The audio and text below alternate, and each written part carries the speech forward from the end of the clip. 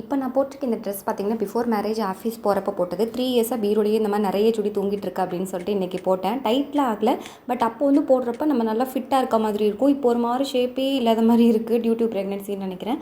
Afternoon போல் banana pan cake பண்ணலாம் அப்படின்னு சொல்லி பண்ண ஸ்டார்ட் பண்ணிட்டேன். ஃபஸ்ட் டைம் இந்த அம்மா வீட்டில் பண்ணுறப்ப நாட்டு சக்கரை நிறைய போட்டுட்டேன். ஸோ தோசை சட்டியில் பனியார் சட்டியில் எதுலேயுமே வரல. அதுக்கப்புறம் பார்த்திங்கன்னா எப்போ பண்ணாலுமே நாட்டு சக்கரை கொஞ்சம் கம்மியாக தான் போடுவேன். இன்றைக்கி 2 ஸ்பூன் கோதுமை மாவுக்கு 1 ஸ்பூன் தான் போட்டேன். பட் சுத்தமாக வரவே இல்லை. சட்டி நல்லா பிடிச்சிக்கிச்சு தோசை சட்டியில். இந்த சட்டியில் இப்படி ஆயிடுச்சுன்னா அகைன் இதில் தோசை வரவே வராது. என்னதான் வெங்காயம் என்னென்னவோ போட்டு தேய்ச்சி பழக்கினாலும் இன்னும் கொஞ்சம் டேஸ்க்கு இதில் பார்த்திங்கன்னா தோசை வரவே வராது. நேற்று தான் ரோஸ்ட்டெல்லாம் தோசை நல்லா ரோஸ்ட்டாக ஊற்றி இப்போ நான் வந்து தோசை செஃப் ஆகிட்டேன் அப்படின்னு சொல்லி வினோட்டை பெருமையாக பில்டப் பண்ணிகிட்டு இருந்தேன்.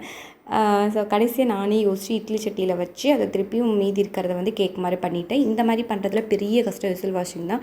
நிறைய பாத்திரம் சேர்ந்துரும். இப்படி கஷ்டப்பட்டு செஞ்சு முடிச்சுட்டு டேஸ்ட் பார்த்திங்கன்னா பேன் கேக் மாதிரியே தான் இருந்துச்சு. இப்படி இருக்கிற எல்லா பாத்திரத்தையும் விளக்கி முடிச்சாச்சு. அவ்வளோதான்.